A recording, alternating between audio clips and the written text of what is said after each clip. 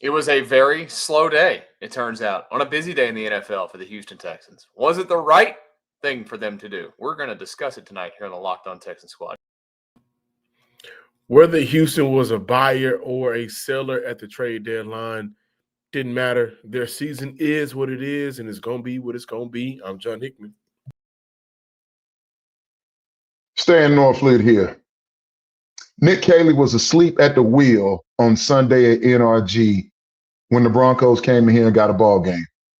Today, at the trade deadline, Nick Caserio, yet again, sleep at the wheel. Yeehaw! It's time for the Texans Squad. Everything Houston Texans, every week. Bringing you the big hits, game-changing plays, and all the action straight from the Lone Star State. The way only the Locked On Podcast Network can. Saddle up and squad up. It's the Texans Squad Show, starting now.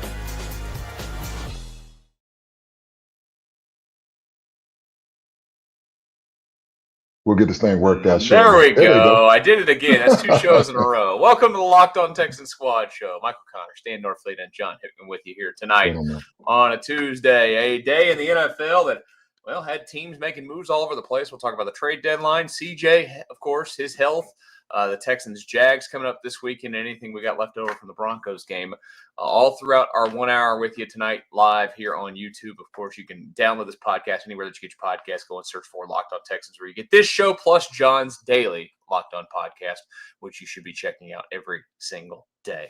So, guys, we're going to start with the news of the day, which there was no news for the Texans. Lots of activity. I believe they said it was the second busiest day in trade deadline history in the NFL, which – a lot of star-studded players moving around. It is. I mean, there's a move in the division that landed up. It was a big move in the division for the Colts, landing Sauce Gardner. But the Jets went fire sale today, all day today. I don't think people really maybe saw that coming to that extent today. Just a lot of stuff that went on. The Texans were not involved in any of it. The question that we lead off with tonight was that the right move for this team in this season to not be involved in any of the trades, Stan? Well, let me also highlight every team in the division made at least one move except the Houston Texans. So there's that. Jacoby's in Jacksonville now, right? Say that again? Jacoby Myers. He's in Jacksonville. Jacoby Myers, leaves the Raiders to go to Jacksonville. They've got a wide receiving core coming in here on Sunday that's pretty banged up, including Travis Hunter, who's on IR right now. We'll talk more about Jacksonville towards the end of the program. I think the Houston Texans are having an identity crisis as it pertains to 2025. I think the price, from what I was reading from those that are keeping score on that type of thing, the price to acquire talent was just extremely high. And so it made me wonder, is that why we didn't see David Njoku move, or Batonio or Wyatt Teller from the interior lineman from the Cleveland Browns? It made me think, is that why we didn't see Breece Hall get moved? It just, the numbers started to skyrocket in terms of the compensation. So that made me think Nick Caserio decided to stand pat. Excuse me. It also made me ask, did Caserio want to get in there and will and deal? And Callahan stepped in and said, look, let's just be honest about where we are. D'Amico's in the aftermath of the game on Sunday talking about our mentality from the 1 yard line has got to be physical and we're going to bully people. And that's not who you are. That might be who you want to be. That's just not who you are. And I think if they're honest about where this offense is, primarily, it is not good enough. So why surrender draft capital if the offense is not good enough, with or without CJ? The offense against real NFL competition that's not injured or awful in the case of the Titans, it has not been good enough. So the question I think we really should be asking, as I toss it over to y'all, why then weren't they sellers? Yeah, that's where I want to go. Yeah, no answer there. A great question. I think that, look, we've talked about this time and time again for the last, 3 to 4 weeks now. You know, Houston trading for, as Stan likes to put it, aliens to get themselves over the hump. But it felt like there was going to be a point in the season where there wasn't a hump to get over anymore, and Houston would have had to live with their losses, which I think after losing to Denver on Sunday, that's where the Houston Texans are. So to me, it didn't make sense to trade for. Now, it only made sense to get off of players. However, when I look at how Houston has really manipulated the 53-man roster a lot this year, this is something that I brought up on the Locked On Texans Wednesday show. How often do we see healthy scratches to make room for other players on the Texans roster on certain game days, depending on the game plan? So I think that's a trend for Houston that they've done a little bit dating back to last year, but a lot this year.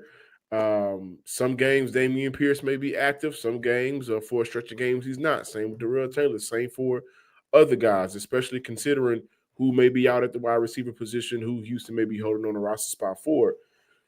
That said, there's no need to keep a player like a Christian Harris after you just went ahead and extended Jake Hansen.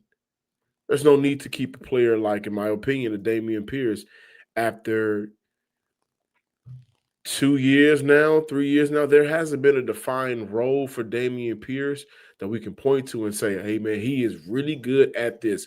We thought it would have been kickoff return.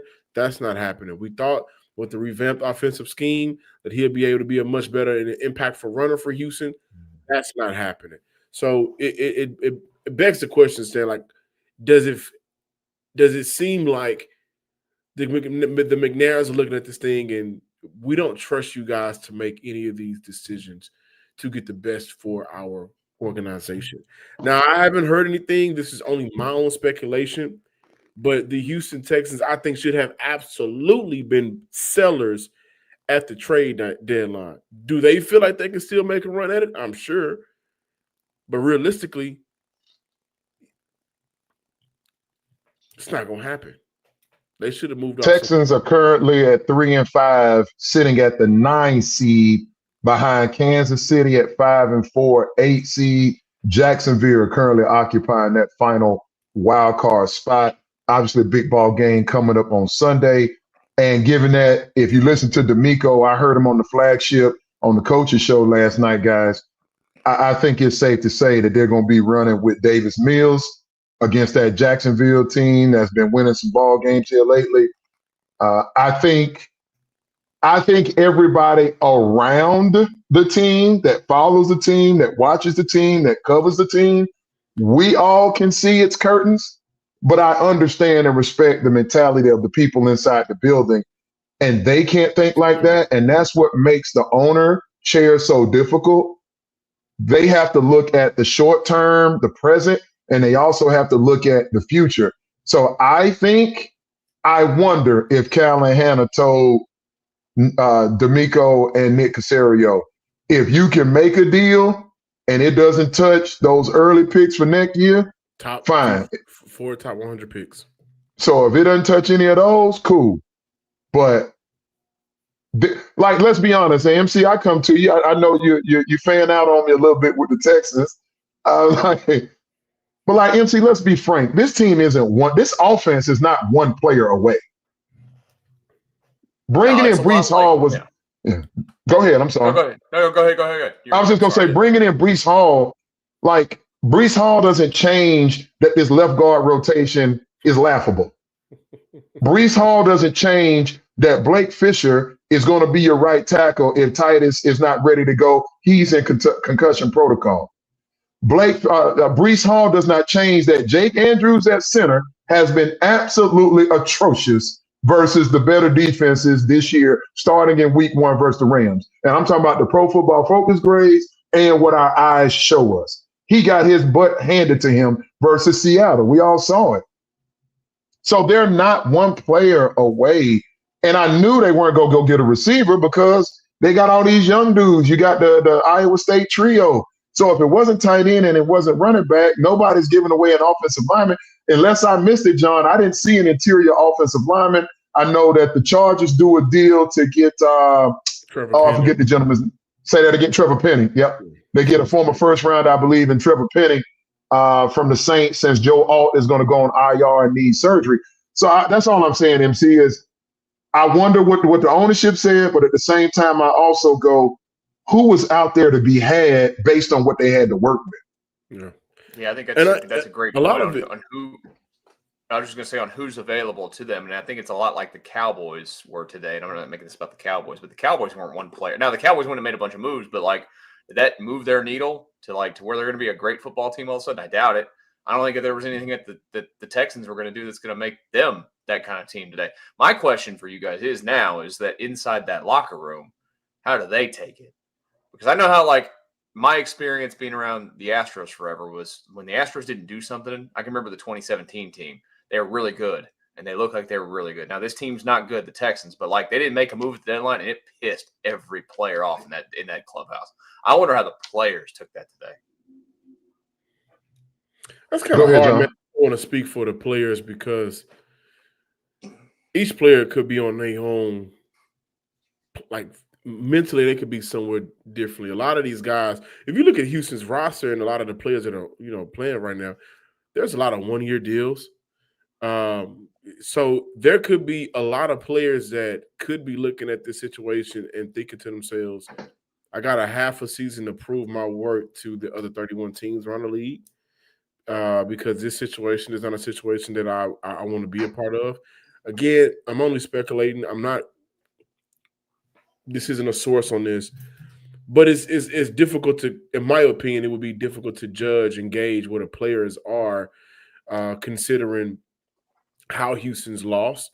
Now, if there was a player or a side of a team that may feel like Houston should have done something, and they may have felt this way for about 3 to 4 weeks now, it could be defensive players, simply because bingo. Dating back to training camp, I'm sure they knew this offense we see every day ain't gonna cut it, y'all. But to gauge where a player is or a group of guys are, it's kind of difficult to do, in my opinion. Well, I think I can draw from some 20 some odd years being around NFL players and locker rooms and covering teams. Perfect. That I can give some semblance of taking a crack at what the thought process is. Again, this particular 2025 team, I have not been around. I went to one training camp practice, and I'm not in a capacity where I have a credential and all of that. But I still have several contacts over in the building, and I still trust the reporting that takes place over there. And I understand the thought process of NFL players. The defense knows. The defense knows if they don't play perfect football, this team cannot win versus real teams. There's no way that defense believes. We are, John, you mentioned, Michael, you mentioned the Astros, the it's still early crowd. Guys, we're halfway through the season. Yeah. Literally halftime of the Jacksonville game is halfway point of the year. The offense is not going to magically get better versus the best competition when you still got to play the Colts twice and Buffalo and Kansas City. Now, I'm not saying they won't win any of those games. I'm saying there's not going to be this drastic difference. And if you go back and watch the tape, as I have done for that Broncos game, that was more about Bad Bo Nix that kept that game from looking different. The Broncos defense was excellent. Had Bo Nix been better. So and I'm just simply acknowledging, I don't think they're going to give up. I think not having CJ out there this week is going to be a challenge for them. But I think if you were to give each player some true serum, the defense would say, we got to be perfect. Miami would say, I can't miss another 51-yarder. All those backs, receivers, and tight ends, it's not their fault. The puzzle, each of those guys, they're only doing what's essentially asked to do based on the situation they've been put in, unless you're Xavier Hutchinson and you're getting a penalty, or you're Blake Fisher and you're down there on the goal line getting a penalty, those types of things. It's not their fault. The puzzle pieces just don't match. Does it feel like whatever move we've been waiting on, we should have seen it in August? As we talk about the trade deadline and Houston acquiring the player. Should have saw him in April or March or whatever. Right? Yeah. I say that because I find it funny. Houston and Nick Kelly agreed to a deal in February. Stephon Diggs signed with New England in March. Now, obviously, that's when players can sign deals with new teams in free agency. But I bring that up because a month after you decide to go with Stephon Diggs, with Nick Kelly, and understanding the philosophy of whatever he sold Houston on, Houston opted to not bring him back, to not make Stephon Diggs a player that you can commit all into. And then 2 months after hiring Nick Kelly, Houston passed on J.K. Dobbins. So we look at George Pickens got moved during the year. Yeah. No, we look at Houston and the question marks and the lack of aliens and lack of star power, and it feels like the learning curve for this offense and what the expectation was going to be needed guys that don't need a scheme to be productive. They just need the ball. And so, back to Stan's point that he's made all offseason, who's going grocery shopping. With the Houston Texans, the fan base wanted to see from Houston today, it should have happened in March, April, May, June, July, up to August. And here we are. And we've got a lot more to get into, guys. We got the game ahead this weekend. We've got so much going on. Oh, well, I'll hit the reset button here as we go to our quick little timeout.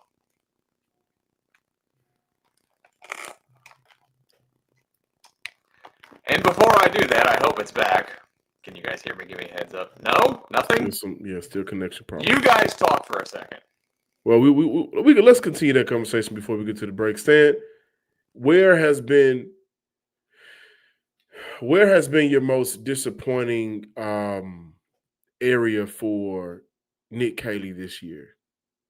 Because I'm asking you a question. Does it feel like the identity issues offensively, does it feel like maybe schematically he's having difficulty establishing which background to pull from? It would be tough for me. Now, that's a good question. It's tough for me because I'm not in the meeting room. So it's tough for me to go, okay, what philosophy does that look like? Okay, what blocking scheme on that particular play are they going with? I can look at some of the stuff on tape, but without knowing specifically what the objective is, it would be unfair for me to categorize Nick Kelly from that standpoint. Here's what I will tell you. The Texans do not have an identity on offense. The head coach and the coordinator keep telling me what they want it to be. But the personnel, where Nick Kelly has failed this team, if there was an area, we all know what it is. It's the same things every time this team loses a ball game. Offense, it's third down, red zone, and clock management on offense. It's the same formula every time. It's one of the three, two of the three, sometimes all three. And so if we're going to highlight specifically the red zone, it's okay. I come back and go, the Houston Texans and I believe the Las Vegas Raiders are the only two teams in pro football, if I got this correctly, that have yet to have a touchdown from the 2-yard line or closer. Like, how?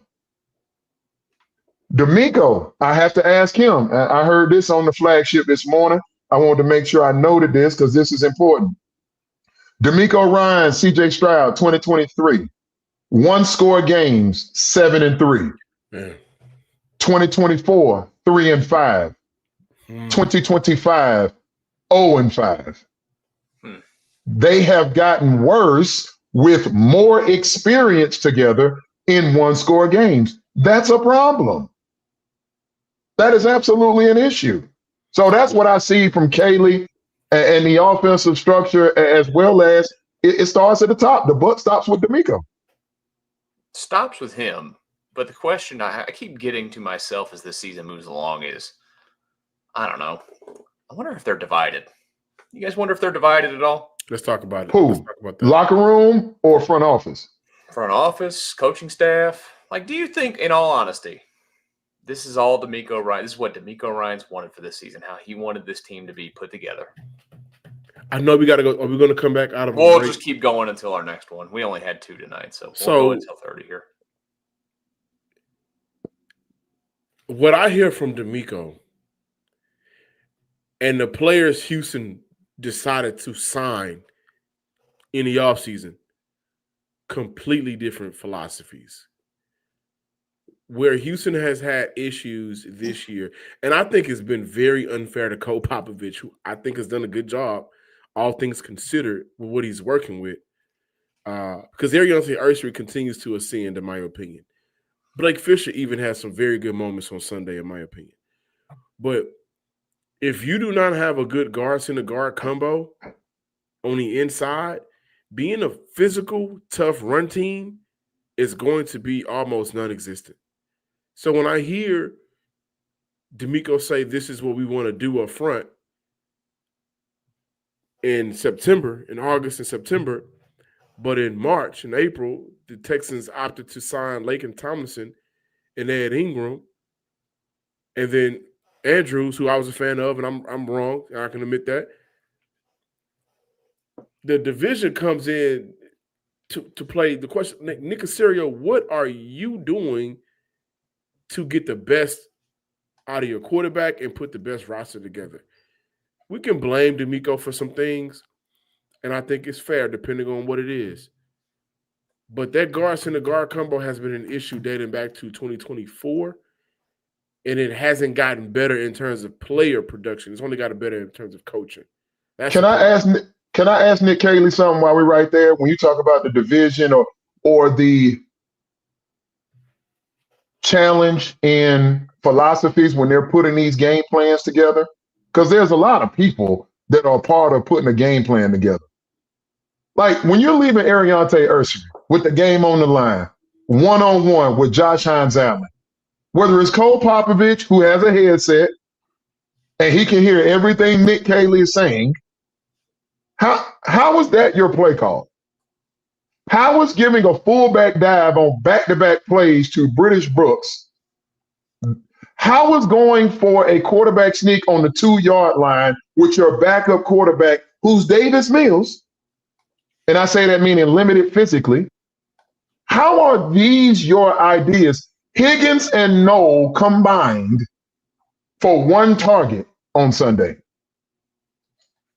And Noel didn't have any. Higgins had 1.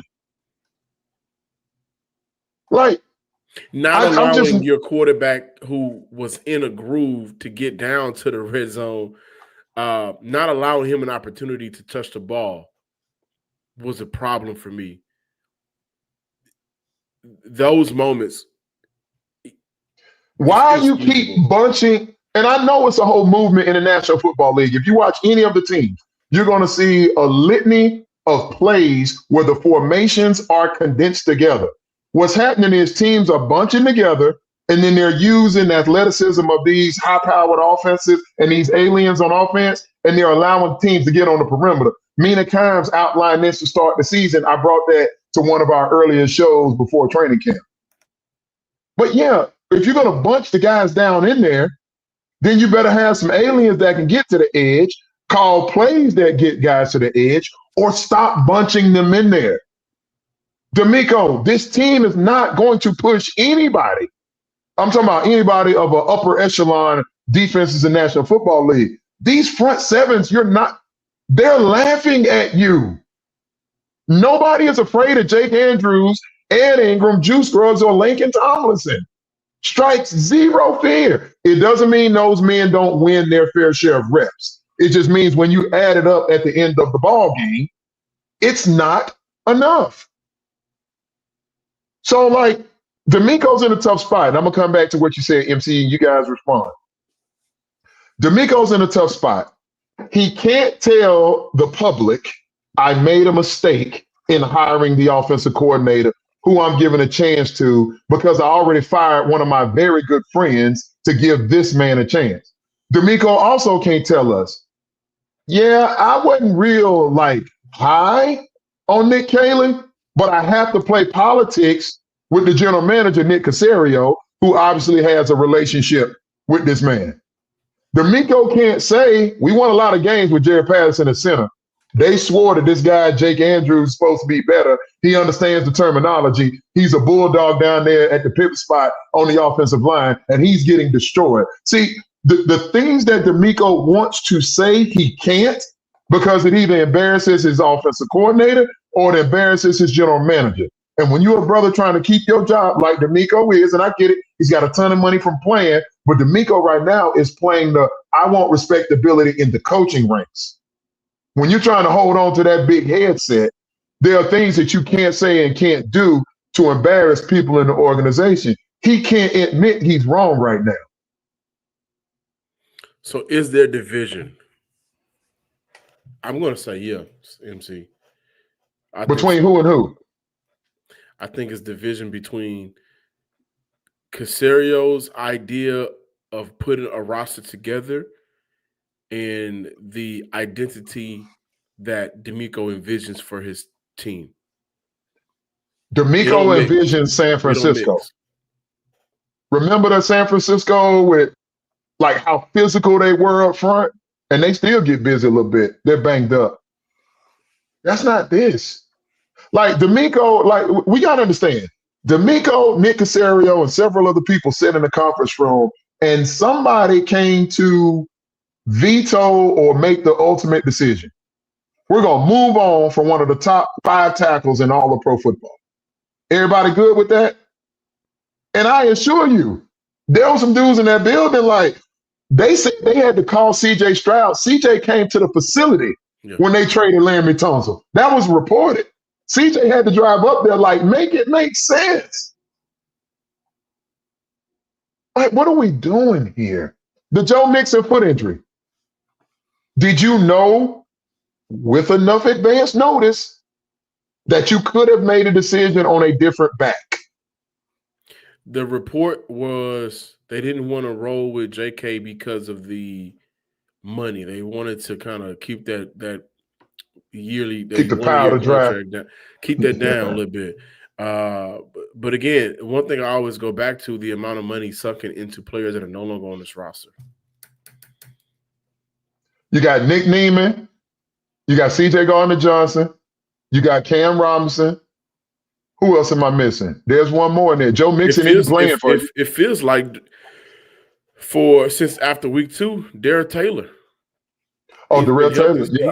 He's been helped with scratches. Taylor, yeah. So they are, I think, I don't want to use the word clueless, but I don't think that DeMeco and Nick Caserio are truly on the same page into how to put together a real competitive roster. There's been a lot of bargaining, and what's unfortunate, where we can put some blame on DeMeco, when they don't bargain, it's been the Neil Hunter contract extension. It's been, obviously warranted, Derek Stingley, Jimmy Ward getting a contract extension. The amount of money sunken into the defensive side of the ball, which Stan was the first person on. But when it comes to offensively, it's CJ Stroud, it's Nico Collins, and the rest of y'all figure it out. And I'm going to tell y'all, Schultz is playing good ball. Dalton Schultz has played some good football this year, good redemption year. But that hurts Nico Collins. I think of all seasons when we've seen him actually reach his potential, it feels like this season, he doesn't look like a top 10 receiver. It looks like he's a guy that needs a running mate on the opposite side. He don't got that. And when we saw Nico Collins at his best, who was out there? Tank Dell in that first year where he went crazy. The second year, granted, they didn't play all at the same time, and injuries took both of those other players out. But you look at Tank Dell and Stephon Diggs. Yeah. So with the lack of wide receiver explosiveness and help this year, Nico has looked like a second-tier receiver. You can take any one player, I don't care who it is, outside of maybe 10 guys in our lifetimes. And I'm talking about Randy Moss. I'm talking about the elite, Adrian Peterson. Like, you can take any player out of the game. And what Nico's finding is if they decide, go look at the tape from the Broncos in the second half. At some point, Vance Joseph, the defensive coordinator for the Broncos, he was rushing 2 dudes. They were dropping 9. Like, Davis Mills, you're going to have to do something. We know you can't beat us with your athleticism. So you're either going to have to be surgical with this football or we're going to win each and every down. And there's no threat of anybody not named Dalton Schultz, Nico, and I'd say third, you're talking about, some combination of, Woody Marks, and on some occasion, Xavier Hutchinson has been the best of the Iowa State 3, but he has limitations too. So it's like they don't use what they have or give opportunities to what they have. We still got Darrell Gumbawale in the game on third down. Late in the ball game, when you need one explosive player or one explosive play, why is Woody Marks not in the game? Why are you giving the ball to Nick Chubb late in that ball game? Did that just happen? Did Stan just say he wanted Woody Marks to have the ball? Oh, in that situation, for sure, because you need somebody to get you some yardage. What's frustrating is we've seen him do it before, and we've seen it work for him. So there's a negligence to what you want to do, and obviously moving away from that because you want to stick to it, but you don't want to move away because this is what I want to do. But that's not working. It works when you do it this way. And it seems time and time again, especially in crucial and critical moments, the Houston Texans revert back to doing things that this year has not worked instead of rolling with things that has worked. They could have won that game if they would have put the ball in CJ Stroud's hand on their red zone opportunity.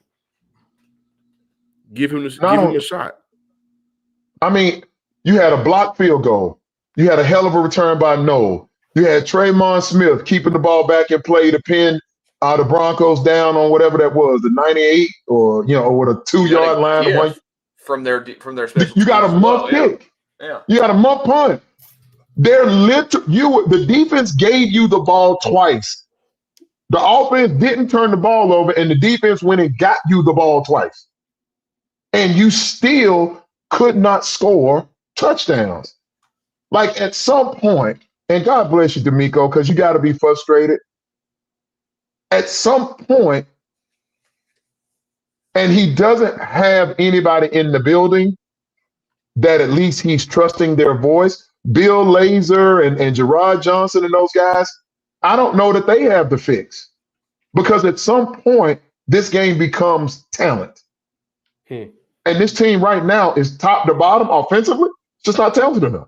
Not talented enough. Let's get into the talent at the quarterback spot. Let's get into the Jaguars. We got a lot to get into over the next 30 minutes. We'll do that right here at Locked On Texans Squad Show. Before we get there, though, I want to tell you about some of our great sponsors here on the show. First up, of course, nobody likes paying rent, but if you must, you might as well get something for it. That's where Bilt comes in. Bilt is changing the game by turning your rent payment into real rewards that you can actually use. When you pay your rent through Bilt, you can earn flexible points that can be redeemed towards hundreds of hotels and airlines and future rent payments, your next Lyft ride, and more. But Bilt isn't just about rent. It's about rewarding you around your entire neighborhood. Turn your rent into rewards and start earning points around your neighborhood by going to joinbilt.com/lockedonnfl. That's joinbilt.com/lockedonnfl. Make sure you use that link so they know that we sent you to Bilt. Michael Connor, Stan Norfleet, and John Hickman with you for the Locked On Texans Squad Show with you for about another 30-ish minutes, 25-ish minutes here. We've got a lot more to get into, guys. Of course, we've gone. Okay, here's my first question. Oh, first of all, if you don't know the bad news, the Texans' biggest weapon could be hurt this weekend. Kymie Fairbairn dealing with a lower leg injury, apparently, and the Texans did bring in a kicker today to kick over at NRG. So status is up in the air on if Kymie will go or not. They brought in veteran kicker Matthew Wright. I know this. He's no Kymie Fairbairn, but you know what? Kaimi Fairbairn might not even get an opportunity this weekend to kick because Davis Mills might be a quarterback. CJ Stroud might not be playing this week. We don't know. He's in that concussion. First of all, I guess, do you guys think he's going to play this week? Yes or no, CJ? No. Yeah, and I don't think Titus is playing either. Well, I hope I'm wrong on both. It might be 0-2 against the Jags. Can they win? Can they is there any chance that they can win? We'll get deeper into the Jaguars specifically in a bit, but is there any way that the Texans can win a game without CJ Stroud at quarterback? Anything's possible. Yeah, they've done it before. Anything's possible. So you got the wrong jersey back there on the wall for that. Yeah, they've done it before. CJ was concussed in 2023 and missed 2 games. And Case Keenum won against Tennessee. I'm about to say, we don't have the savior that is Case Keenum around anymore. Well, I remember they tried to trot Case Keenum back out there for that second game. He was off for my man Davis Mills had to come in there and give him some semblance of a chance, some modest chance to try and be competitive. But nope, they don't have that guy. Graham Mertz has been a healthy scratch each and every week. Remembering they kept the third quarterback on the 53. There's always a chance to win. You see funky stuff happen in the NFL every week. Who was that? The Jets won a game. Didn't they beat Pittsburgh or somebody? The Jets won a game the week before last, I believe. So things can happen. Jacksonville knows they come in here. They're chasing the Colts. Jacksonville smells blood. They're going to come in here inside of NRG, and they're going to absolutely try and put their foot on the proverbial neck of the Houston Texans and break their will. Jacksonville is banged up. You got Travis Hunter's on IR with a shoulder, I believe, maybe a knee for him. You've got Brian Thomas Jr. has a shoulder. He leads the NFL in drops. So he's dealing with a shoulder. And they got, De'Ami Brown, who they brought over. He also has a shoulder. He is questionable to go. So the offense is banged up, which makes reason to believe why they will make a move and go get Jacoby Myers, a man who does not drop the football, just 11 career drops for Jacoby Myers. He comes in there likely to be the Jacksonville wide receiver 1. Trevor Lawrence last week, I think he had 2 rushing touchdowns. They got down in the red area. You know what you're going to get from Travis Etienne and that Jacksonville defense. A little bit different. They traded Tyson Campbell, who was their number 1 corner when the Texans played them down there. He now goes out. They bring in Greg Newsome II, former first round, I do believe, from Cleveland. So he's in their corner. So they look a little bit different, but it's still that same front 7. They're going to pressure and get after the quarterback. And if Davis Mills is the quarterback, and correct me if I'm wrong, I'm going to look at it now. Guys, weren't the Texans favorite versus the Broncos, just like they were favorite versus the 49ers? And I think they're favorite versus Jacksonville, which is crazy. That's just the home field. That's just the home field advantage thing. And Houston don't got no home field advantage. Yeah, no, they don't. Well, they might actually against the Jaguars. They're not going to be any Jaguars fans there. But there's no Jaguars fans aren't real. There's no real Jaguars fans out there. You're probably right on that. Man. Can they win? Yeah, MC and John, they could win this game. And be honest, this is, and it's way too early. What do they call it? This is not a make or break. What do they call it? Not win or go home. Must win? No. Must win. Every game's a must win for them now. This is a legitimate, they have to win this one. Because if you mess around and get swept by Jacksonville and don't hold any tiebreakers with Jacksonville, you see the behemoth that is the Indianapolis Colts. That means you got 2 division wins because you already beat the Titans once and you beat them a second time. It doesn't look good. It doesn't look good at all. You know what also doesn't? I'm at a loss for words, man. I don't even know what to say no more, guys. You know what also doesn't look good, though, guys? I did want to get your thoughts in before we grab our next time out here in a couple of seconds on what the rest of the division did today. You guys mentioned that the Jaguars did get Jacoby Myers. They made some other moves before the deadline as well. And then the Colts landed Sauce Gardner in a massive deal with the Jets. The Jets ship out Sauce and they ship out Quentin Williams today to the Cowboys and load up on draft picks from both of those trades. What did you think of the two moves that happened, those significant ones in the division? For Jacksonville, I thought that was a good move for them to kind of stay afloat at the wide receiver position. Jacoby Myers has been a good receiver in the NFL. By no means am I speaking about Pro Bowler, All-Pro, anything like that, but Myers has been able to kind of adjust his game to whatever quarterback he plays with. Now, for the Colts, major trade, big trade. Would I have traded 2 first-round picks and a player for Sauce Gardner and that contract? Absolutely not. But you get the feeling that Indy feels like this is their year. Desperate GM, too, on the hot seat. They're coming on a hot season, seat. right? You have an owner. The AFC is down. AFC is kind of down this year. Not even kind of, because you look at the Baltimore Ravens could still sneak into the playoffs by winning the division, by the way. So, right. So you got Baltimore's down. Kansas City looks. I think that they are ascending. Excuse me. I still believe in Kansas City. But, like, look around, like, even in the division. Okay, Texans are down.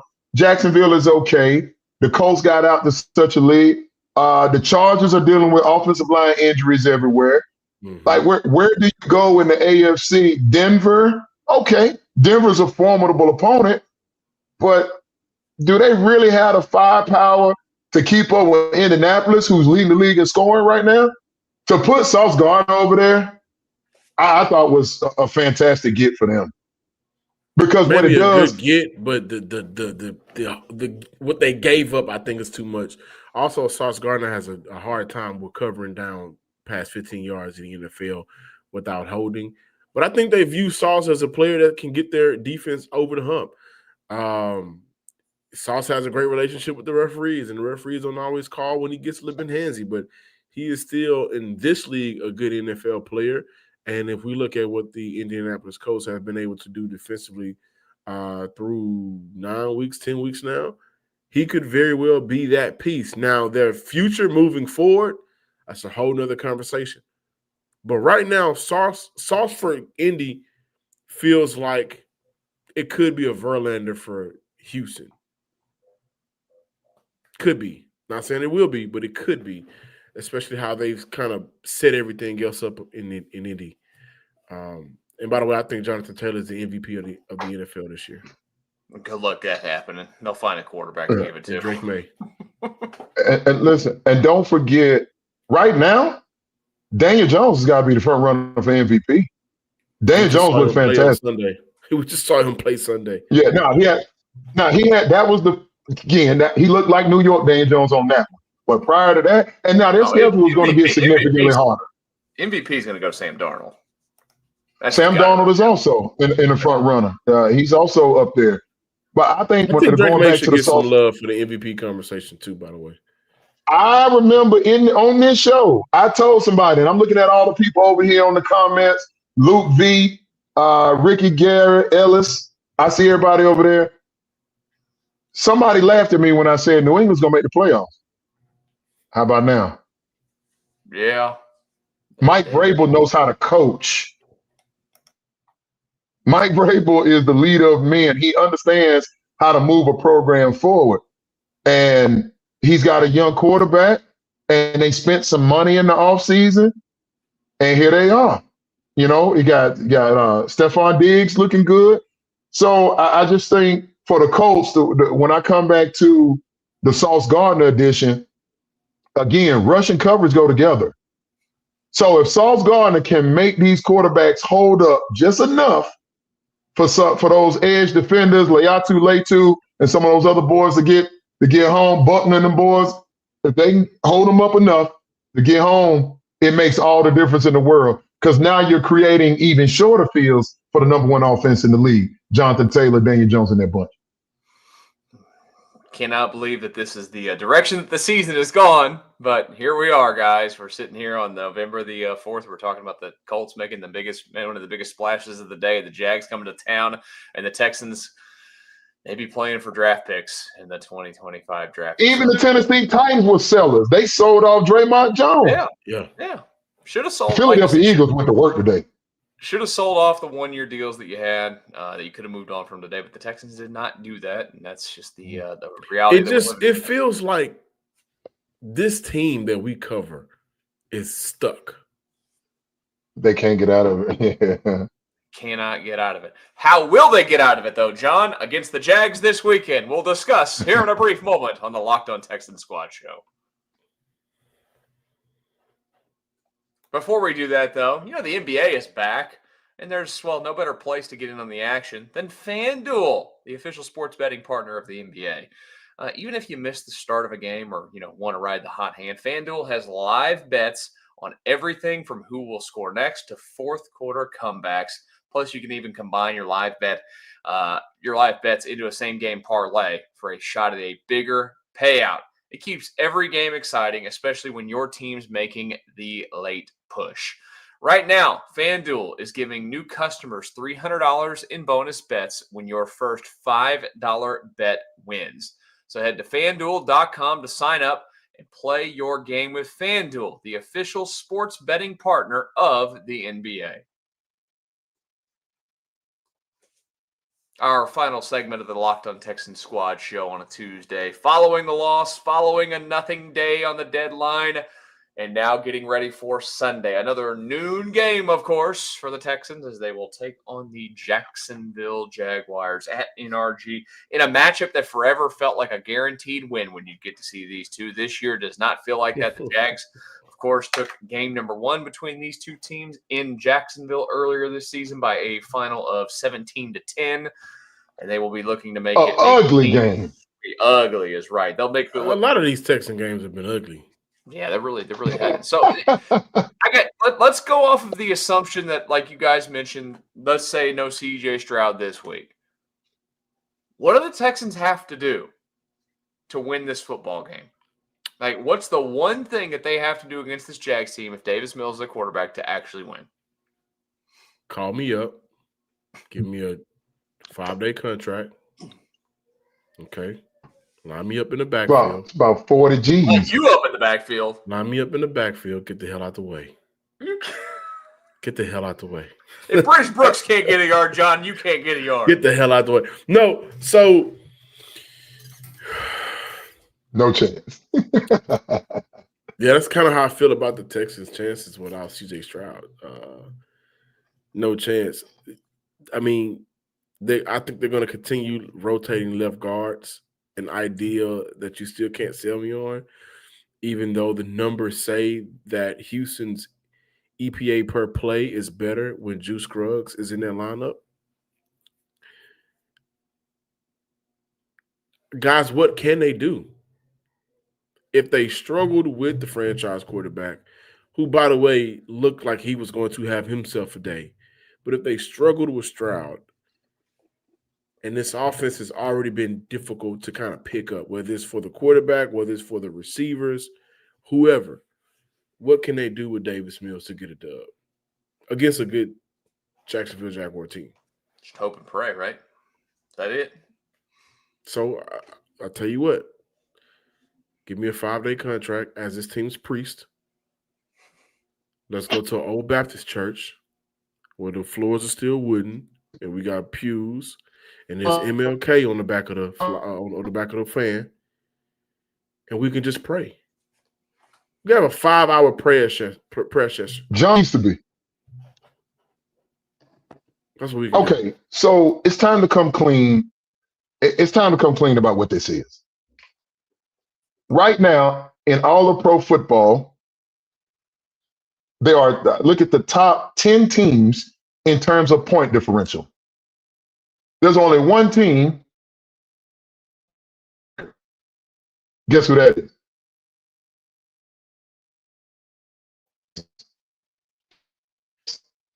It is not with a positive point differential. Breaking up on the stand. Yeah, he's gonna have to repeat. All right, y'all. Yeah, maybe. All right, 47-point differential. We got it. We're going to be honest with you, Stan. We got none of that.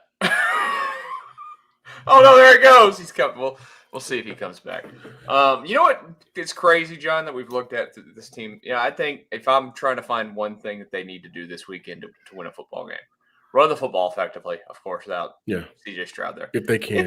It's wild to me. I know that they've been running back by committee. Do you know what their high mark for a single runner is in a game this season? 30? Not that low. No, so like the actual run? Yeah, like the high runner in a football game this year. 61. 69.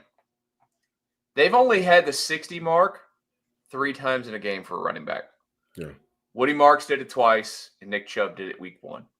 The game against the Jaguars earlier this season was Nick Chubb for 38. 38 yards. I mean, it is impressive. And maybe it's because of the opponents, too. It's impressive that they've dominated some of the games that they have, given how little they do run the football. Yeah. I'm not sure if they feel comfortable getting the ball out towards the edge of the offensive line, all things considered. And we clearly have eyes and we see how difficult it is for the guard-center guard combo on the inside to consistently create running lanes. Running the ball would be ideal, but I think the talking point should be getting our running backs involved in the game plan consistently. And that doesn't always have to be handing the ball off. When the offense has looked good in moments, okay, we've seen Woody Marks catch the ball out of the backfield and get busy upfield. They got to find a way to get Nick Chubb, I think, a head full of steam. If you're going to have Dameon Pierce out there, he's not that effective of a runner, but we know Dameon Pierce still can be impactful once he gets to the second level. Okay, how can you get him to the second level? An option route underneath so he can get the ball and move upfield. So how Houston wants to win with the run, can they supplement that by using those running backs in other ways? For Nick Caley, you've come from that system where in 1 year you had running backs like Shane Vereen, James White, Rex Burkhead, and also my guy LeGarrette Blount, where Brady would just dump it off. So they want to run it, but they want to be a tough physical run team. The reality is you don't got the guys inside or front to be that, but you still need to find ways to have your running backs involved in the game plan. And if we look at ways that the Texans can win this game, it has to be just going all out with your young guys, especially considering the season could be over with. Noel, 2 games prior to Sunday, 16 yards per catch, 140 yards. He has to find the rock. Jaden Higgins, you talk about getting down to that red zone. Jaden Higgins is a good red zone target. I think he's a better natural red zone target than Nico Collins. You got to give him some balls. But I've been saying that since day one. But you got to give him some balls where he can just come down with it because he's big and taller than everybody else. No, we have another issue, Stan. Here. Gosh, dog it. Yep. You guys got me? There we go. That's a little better. You guys got me? Yeah. Okay. I don't know what's going on. All right. I haven't been sniped in a while. Look, man, if the Texans don't stay on schedule and they allow Trayvon Walker and Josh Hines-Allen to tee off, it's going to be a long day. So the only hope they have is to do what they've been doing. But like, we have to be honest, the Texans have moved the ball at times with CJ Stroud. They even did so at some points with Davis Mills. But threes are not going to get you victories, and you have to stay on schedule. How do you stay on schedule? You have to be able to run the football or run offensive sets that allow you to make quick passes to emulate running the football by getting the ball on the perimeter. Y'all know how I feel about running draw screen reverse. If the offensive line cannot man up and move defenders backwards, this team cannot win.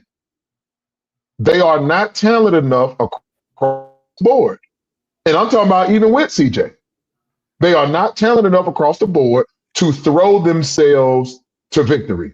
This is not 2023. That has gone. That has come and gone. So unless they're gonna run the ball, I don't see how it's gonna happen. Season is washed. They lose this weekend, correct? Oh, so, yeah, lose the game, season's over. Like washed. Season's washed right now. It's washed right now. I think so. Yeah. Mathematically, it's going to take a little bit to be at that point where you're like officially washed. But no, I think we could all agree there. They lose this one. This thing is like done. Correct? Yeah. And so we got to be careful. A lot and digs a hole in the AFC South for them. If they lose CJ Stroud for this game, you can't tell me you're out. The year didn't go the way you wanted to go because you didn't have CJ. You didn't have him one game. You also didn't have him for a game in 2023. You didn't have him for 2 games in 2023. Like, DeMeco has to atone that as you and your quarterback get more experience together, you're losing more one-possession games. You're getting worse on third down. You're getting worse in the red zone. Whether it be the head coach or whether it be the coordinator. That's also talent, Nick Caserio. And if it's not too early, MC, I'm going to start my parting shot right here. That way I won't take any more time because I might get sniped. If the Texans lose on Sunday, and it is all but done for this year, the McNairs, see, you can't keep DeMeco and go get a new general manager. Because DeMeco is going to be looking over his shoulder because the general manager is going to come in here and he's going to want his guy. He knows who he wants the coach to be. So you got 2 choices. You're about to say what I think you're about to say, Stan. You got 2 choices, Cal and Hannah. If this season just goes kaput, you got 2 choices. You can run it back with everybody you got and just believe year 2 with Kaylee and another year to try and fix the offensive line.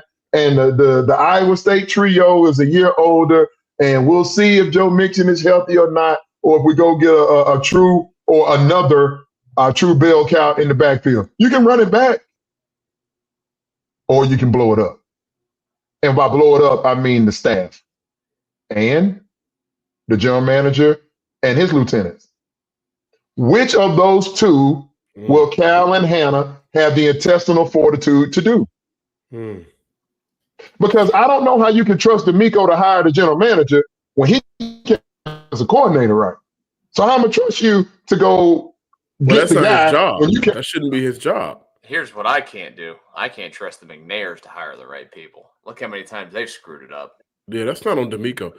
I've been kind of conflicted because I'm not. Oh man, I feel like Nick Caley has done some good things for CJ Stroud individually. I feel like that. I've seen some growth in areas from CJ Stroud, especially when he has time. That's every quarterback. But in terms of checking into plays, audibling, and things of that nature, I've seen some improvements from CJ Stroud. Nick Caley could very well end up being good for Stroud. Just may not be good for the offense. Also, granted, but which is most important is rotating spots with Juice Scruggs. That's a problem in the NFL that he has to deal with. Which is most important, CJ playing well or CJ playing well enough for the Texans to win more than they lose? The latter. Like, do we understand where this team is right now? Yeah, dude, they're bad. Stuck. No, they blame Bobby Slowik, Chris Strasser, and Laramie Thompson. They changed all 3, and it looks worse than the last time we saw them at the end of 2024.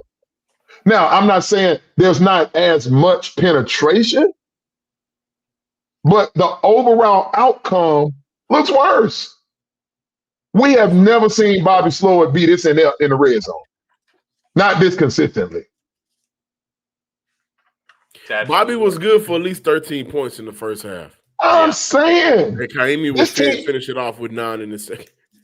This team has scored 4 touchdowns against real competition. Tampa let Nick Chubb score. Hell, Will Anderson Jr. did the strip sack, strip fumble touchdown. So what you got to I can't even remember the other 2, Tud. So I'm saying they got 4 CJ scored late against Seattle. Sure did. So I'm just saying they got 4 touchdowns versus real team. And the Nico 4. Like, come on. 8 games into the season at this point. John, did you have a parting shot to say goodbye to the people? Or was that it? You know, guys, I understand the economy is where the economy is right now. And so for a while, we've campaigned, get to the seats, get to the stands. But with the economy being as bad as your franchise is, I now understand it.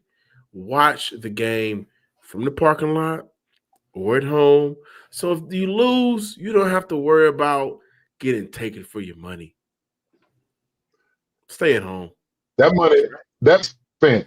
Go to the ballpark, support the number 1 defense in the National Football League, support one of the best special teams unit in the National Football League.